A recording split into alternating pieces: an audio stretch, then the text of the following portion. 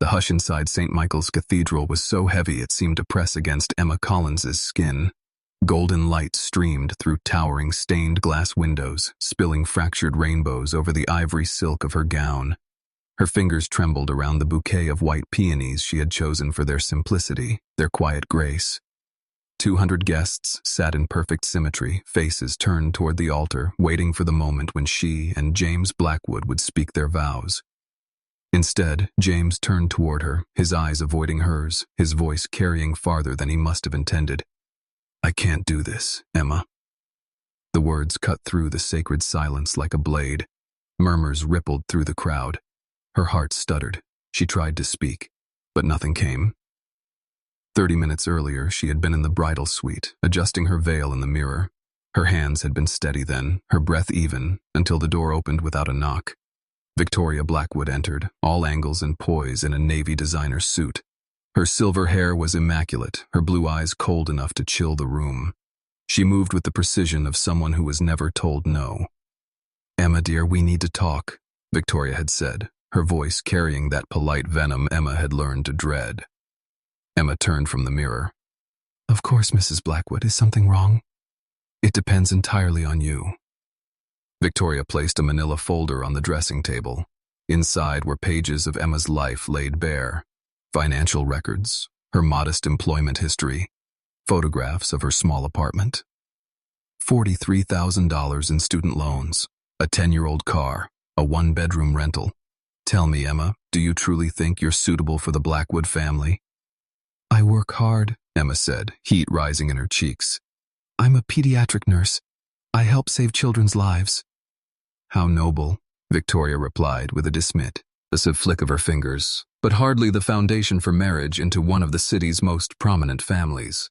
James has a future in politics. He needs a wife who will elevate him, not weigh him down." Then came the check. $50,000. Slid toward her like a bribe wrapped in fine stationery. "Walk away.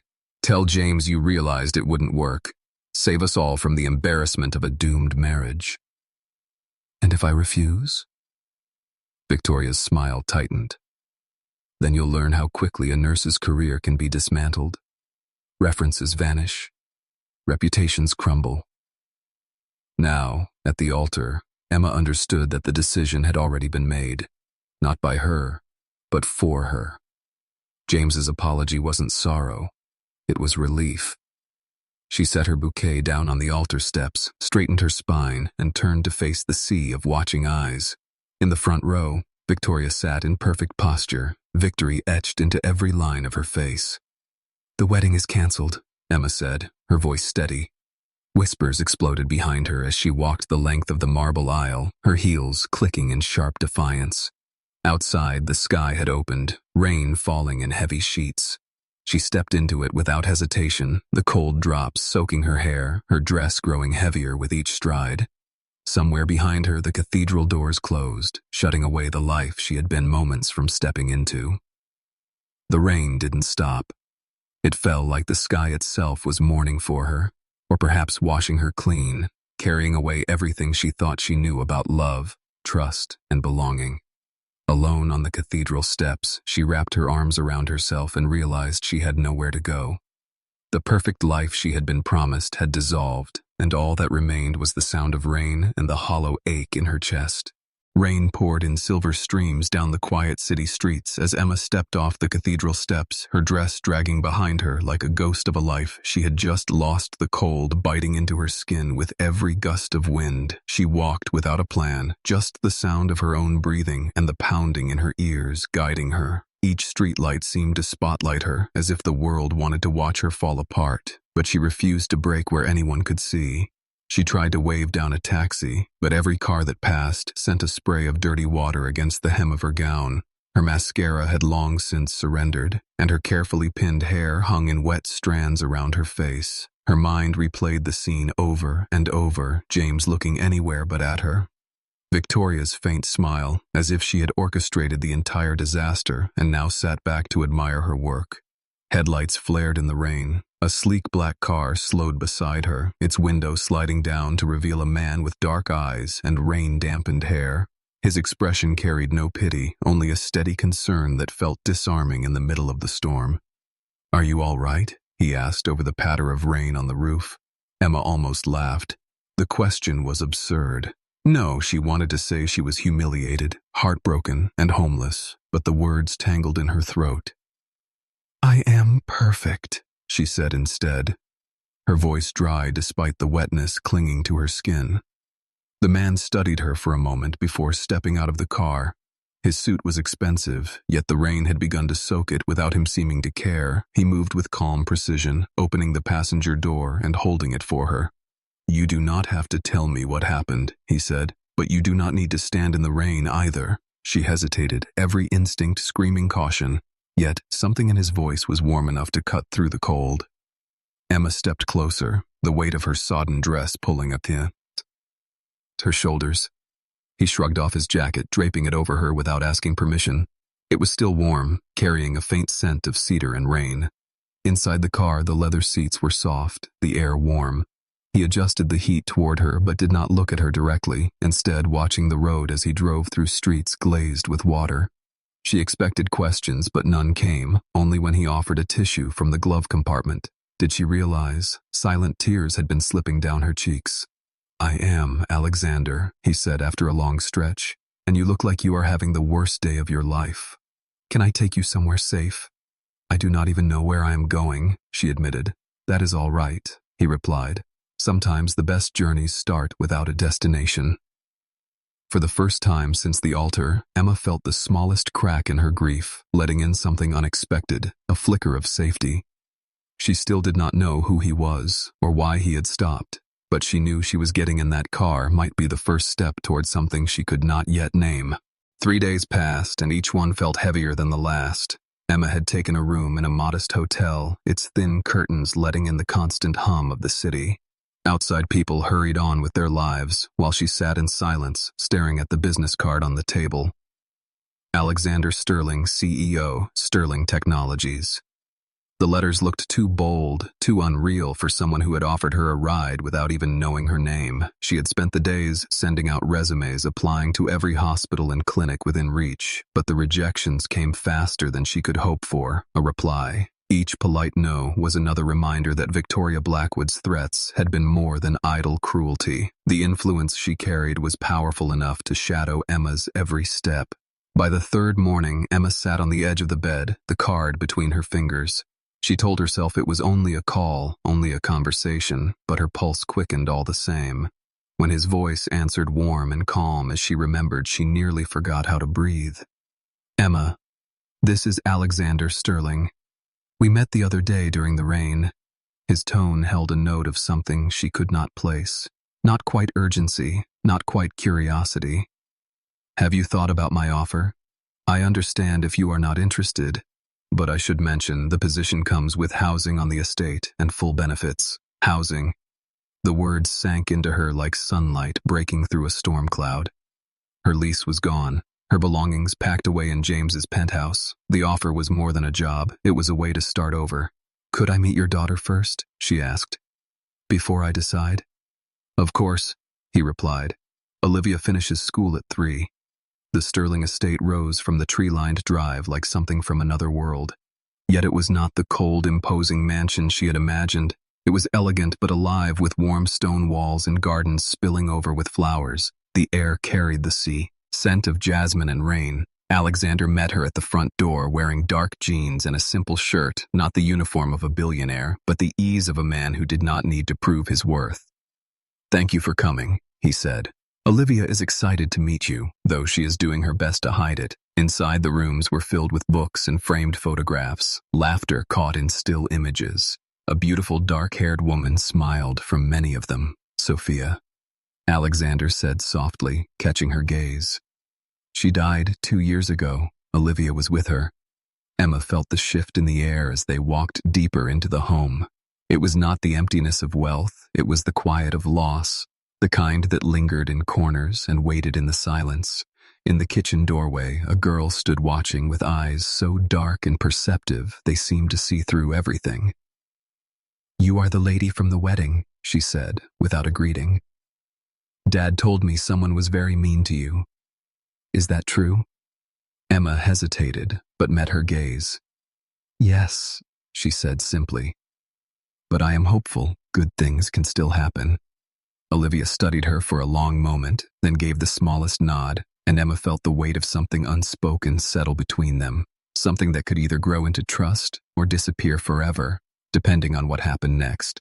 Olivia did not smile as she stepped into the room, but her eyes never left Emma's face. The silence felt deliberate, as though the little girl was measuring her every breath. Alexander suggested they sit at the kitchen table, and for a moment, the three of them simply shared the space, the quiet broken only by the faint ticking of the clock. Dad says you work with children, Olivia said at last. Her voice was steady, but there was a challenge in it. I do, Emma replied. I am a pediatric nurse. I help children who are sick or scared. Sometimes I help them get better. Sometimes I just make sure they are not alone. Olivia tilted her head like she was studying a puzzle. Dad says you are here because I need help. Why would you want to help me? You do not even know me. Emma thought of all the children she had comforted in hospital rooms, all the strangers who had become part of her heart. Because everyone needs someone in their corner, she said softly. And sometimes the people who need it most are the ones who pretend they don't. Alexander's gaze shifted to his daughter, waiting to see what she would do. Olivia's fingers traced a small spiral on the wooden table. My mom used to say that. When she was in the hospital, she told me it was okay to let new people in if they were good people. Are you a good person? The question landed with weight. Emma did not rush her answer. I try to be. Sometimes I make mistakes, but I always try to do what is right. For the next hour, Olivia led the conversation. She asked about the hospital, the children Emma had met, what it felt like to be scared, but still have to be strong. Emma answered each question with honesty, never softening the truth, but never making it too heavy. The little girl listened without fidgeting, her attention sharp and unblinking. Eventually, Olivia asked if Emma would like to see her room. The hallway they walked down was lined with photographs, holidays, birthdays, candid moments of laughter. Olivia's room was a mix of intelligence and childhood. Bookshelves lined one wall, art supplies covered a desk near the window, and stuffed animals filled the bed. This was my mom's favorite room, Olivia said. She said it had the best light for reading. Emma paused at a framed photo of Olivia and her mother both smiling over a book. She looks like she was wonderful. She was, Olivia replied. And I can tell you actually mean that. The others said it too, but their eyes were different. Emma met her gaze. What do my eyes look like? Like you understand that I still miss her. They stood there for a moment in quiet understanding, and Emma knew something had shifted. When they returned downstairs, Alexander's expression softened in a way she had not seen before. Olivia's approval was rare and precious, and in that moment Emma had earned it. The air in Alexander's study was warm with the scent of old books and faint cedar from the fire crackling in the corner. He poured 2 glasses of water and set one in front of Emma before taking his seat across from her. His eyes were steady, but there was a weight behind them, as though he had already made a decision. Olivia likes you, he said simply. She has not said that about anyone in a very long time. Emma felt a flicker of something she had not dared to feel in days. Hope. I am honored, she replied. She is an extraordinary girl. Alexander leaned forward, hands clasped. I want to offer you the position officially.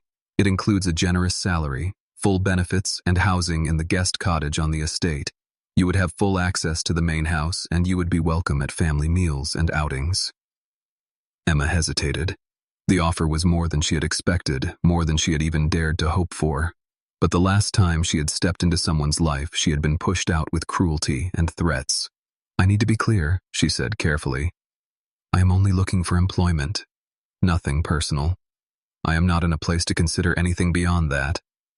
A faint smile touched his lips. That is good to hear. I loved my wife deeply.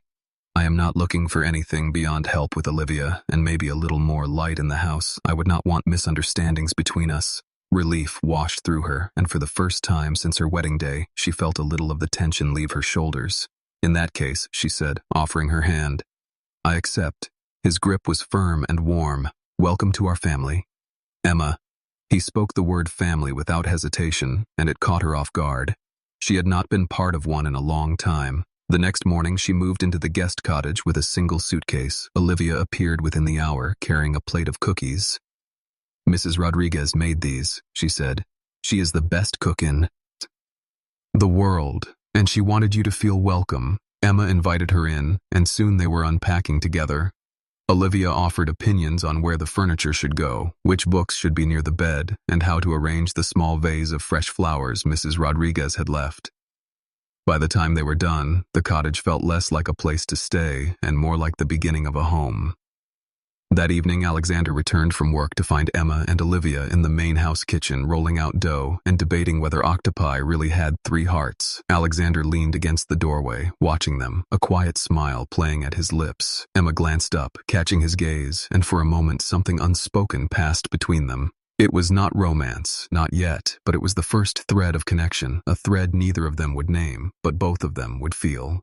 The weeks that followed settled into a rhythm. Emma helped Olivia with homework, took her to the science museum, and read to her at night, while Alexander worked long hours but always made time for dinner together.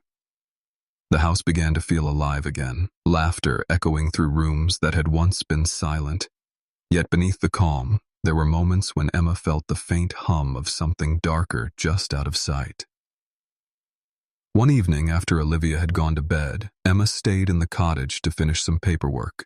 The phone on the small table rang its display, flashing an unknown number. She hesitated before answering. The line was quiet for a breath too long, then a familiar voice slid through like ice. "Miss Collins, I hope you are enjoying your new situation." Emma's grip tightened. "Victoria Blackwood, you have quite the talent for landing in places you do not belong." Victoria's voice was smooth and unhurried. "I would hate for this arrangement to end the way your last one did. Consider this a friendly warning." Before Emma could respond, the line went dead. She sat frozen, the weight of the threat heavy in the quiet cottage. She knew Victoria had reach, but hearing her again brought back the helplessness of the cathedral. The next day at the Science Museum, Emma noticed a figure lingering by the entrance, a tall woman in a fitted coat, dark glasses, hiding her eyes. Even from a distance, the posture was unmistakable. Victoria. She did not approach, but her presence alone was enough to set Emma's heart pounding. Inside, Olivia was full of questions about marine life, but her sharp eyes caught the flicker of tension in Emma's face. "Who was that lady you were looking at?" she asked later. "No one." Emma lied too quickly. Olivia's gaze narrowed. "Is she one of the mean people?" Emma hesitated, then knelt to meet her eyes. "Yes, she is. But I promise she will not hurt you." Olivia considered this, then slipped her small hand into Emma's eyes and did not let go for the rest of the day. That night, as Emma walked back to the cottage, she found Alexander waiting near the path. He studied her face with quiet concern. "Something happened today, did it not?" she almost told him, but stopped. The last thing she wanted was to drag him into the shadow of Victoria's games. "I am fine," she said, forcing a small smile.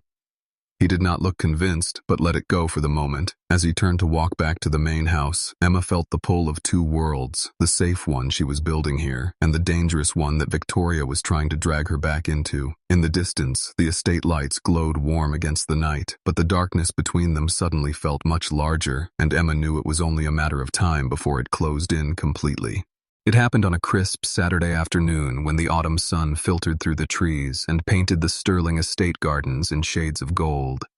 Emma and Olivia were in the driveway, chalking the outline of a giant ocean map for a school project, when the smooth purr of an expensive engine broke the peace.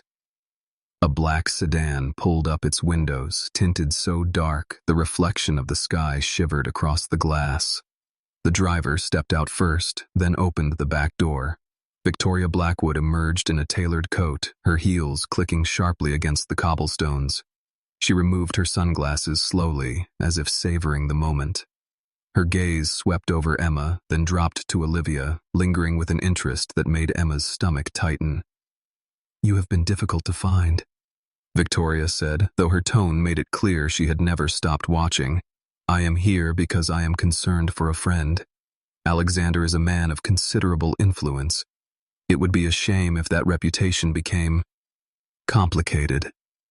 Olivia moved instinctively closer to Emma's side, her small fingers curling into Emma's. Emma forced her voice to stay even. I think it is best you leave before Alexander comes back. Victoria's smile was thin and cold. Oh, I hope he comes back, dear. He should know exactly who he has brought into his daughter's life. You may have charmed the child, but men like Alexander value discretion and pedigree. You have neither. Emma felt her pulse quicken, but she would not let Olivia see fear. She stepped forward just enough to block Victoria's line of sight to the girl. Olivia is not part of this. Whatever you think you are doing, you will not hurt her. A flicker of annoyance broke through Victoria's polished mask. For now, she said, as if testing the weight of the words. But remember, I do not make idle promises or idle threats. The sound of tires on gravel drew their attention. Alexander's SUV rolled into the drive. He popped out his expression, sharpening the instant he saw Victoria. What are you doing here? Just visiting? She replied sweetly. I thought we might have a civil conversation about your choice of staff. I am sure you would prefer to know certain details before the press does. Alexander's jaw tightened. Leave my property? Victoria, her gaze lingered on Emma for one last pointed second before she turned and slid back into the sedan. The car pulled away, leaving behind only the faint smell of her perfume and the sharp chill she carried with her. Alexander looked at Emma and then at Olivia, who was still gripping her hand. I think you should tell me everything, he said, quietly. Emma hesitated, knowing that if she spoke the truth about Victoria's threats, there would be no going back. But as Olivia's trust warmed her palm, she realized some battles were worth fighting, no matter the cost. The storm outside rolled in fast that night, heavy clouds pressing low over the estate as if the world itself knew a reckoning was coming. Alexander had asked Emma to meet him in his study after Olivia was asleep. The room glowed with lamplight shadows stretching long across the walls. He stood near the window, hands in his pockets, watching the rain strike the glass. Tell me about Victoria, he said without looking at her. His tone was calm, but beneath it was steel. Emma took a breath and told him everything from the moment Victoria walked into the bridal suite on her wedding day to the threats about destroying her career. She told him about the manila folder, the $50,000 check, the phone call in the cottage, and finally the confrontation in the driveway. By the time she finished, Alexander had turned from the window, his expression unreadable. You should have told me sooner.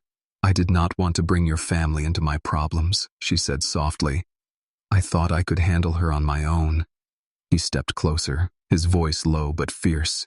Emma, you are part of this family now. My daughter trusts you. I trust you. That means you never face someone like her alone again. The words sent a warmth through her chest, but before she could respond, a knock came at the door.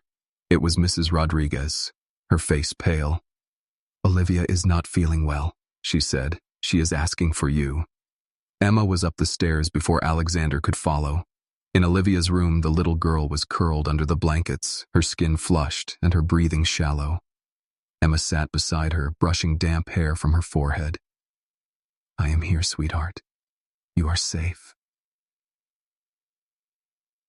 Through the night, Emma stayed at her side, giving water, reading softly and keeping watch until the fever began to break.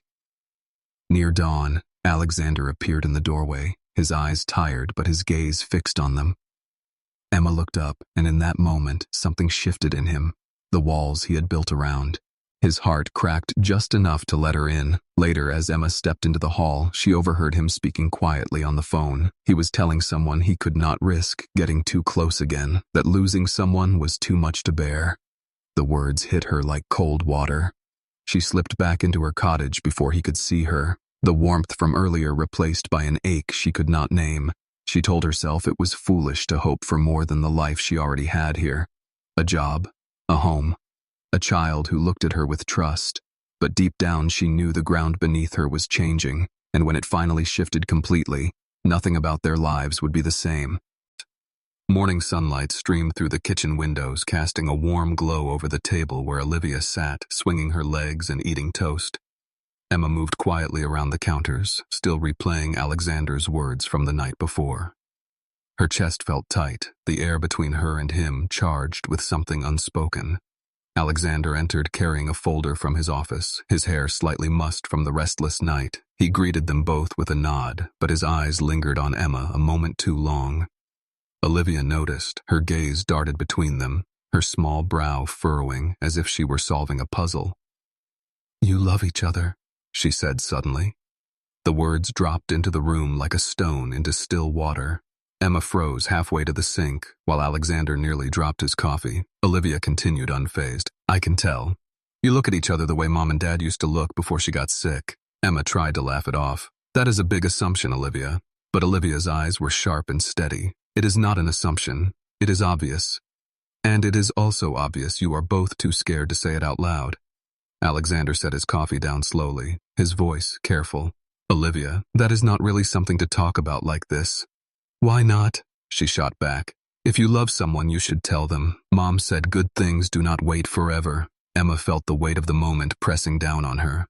The safe path was to deny it, to keep everything neat and professional, but the safe path was the one she had walked before, and it had left her standing in the rain alone. She turned to Alexander, searching his face for an answer he had been holding back for months. "Is it true?" she asked, her voice barely above a whisper. His jaw tightened, then he stepped closer, closing the space between them. "Yes, Emma, it is true. I have loved you since that night in the rain when you stepped into my car and changed everything for Olivia. And for me. Her." Breath caught. She wanted to believe it, but fear still clung to her. What if this is just gratitude? What if it is because of Olivia? His eyes softened. "It is not because of Olivia. It is because you are the kindest, strongest woman I have ever known. You make me want to believe in things I thought I had lost forever." Emma felt her defenses fall away. "I love you too," she said quietly. "I have for months." Olivia grinned triumphantly. "Finally. Now, can we plan the wedding?" Alexander laughed, shaking his head, but his hand found Emma's and held it like he had no intention of letting go. The air between them shifted, no longer filled with doubt, but with the dangerous, exhilarating certainty that they had both been avoiding. The gardens of the Sterling estate had been transformed into something out of a dream.